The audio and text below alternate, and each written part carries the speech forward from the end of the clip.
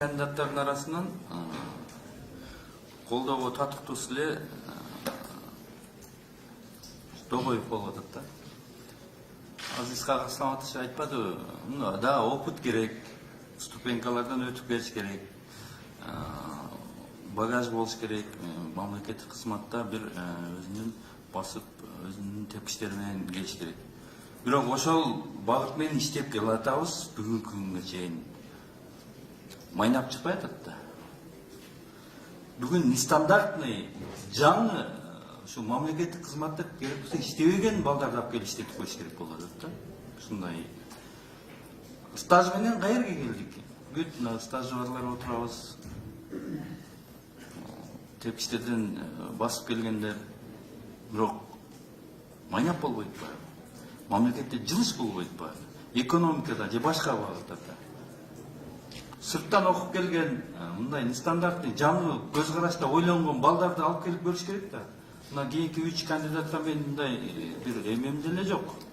Буларды иштей албайт деген эме жок. Бирок иш жылбай атпайбы?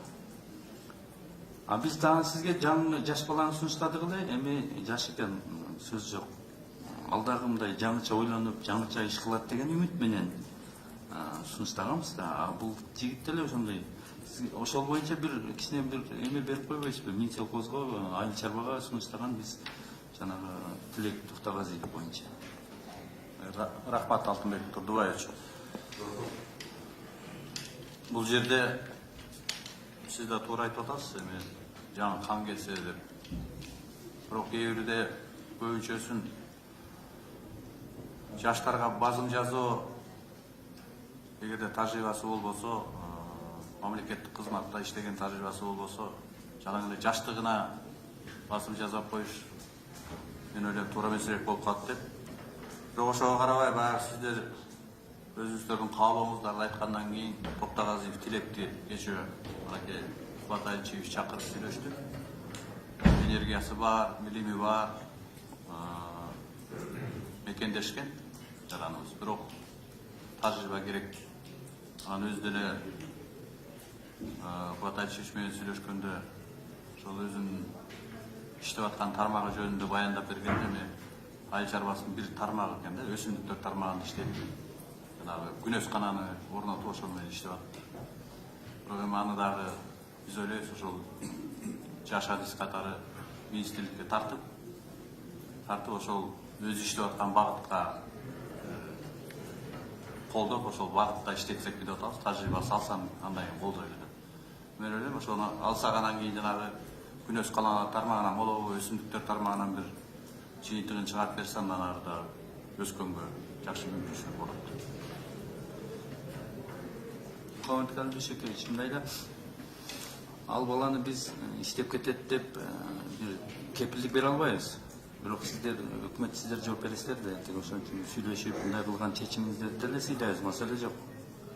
Бирок өкмөткө мындай жаңыча ойлонгон балдарды көбүрөөк тартсаңыздар, сырттан окуп келген аябай көп кадрларыбыз үмүттөрүн үзүшүп, түңүлүшүп, кайра кайтып кетип атышат да.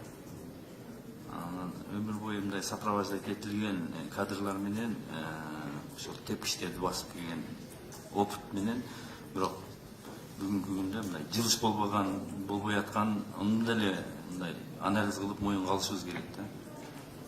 Ошон үчүн жаңы мындай реформаларга, системаны өзгөртөбүз десеңиз, мындай жылыш болсун десеңиз, жаңы кадрлар тартканыңыз туура болот эле деп менин оюмчачы.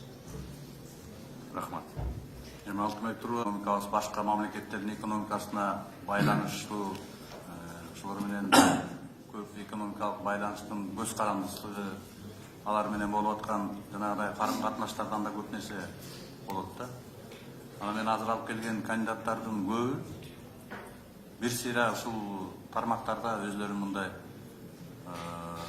тажрыйбасын, билимин, элге болгон, чарбага болгон мамилесин көргөзүп анан келди да. Анан эки жагы болуп атат да. Мисалы азыр Исхак Абсаматович айтып атат, тажрыйбасы жок эле алып келип коюп койдуңар деп атасыз.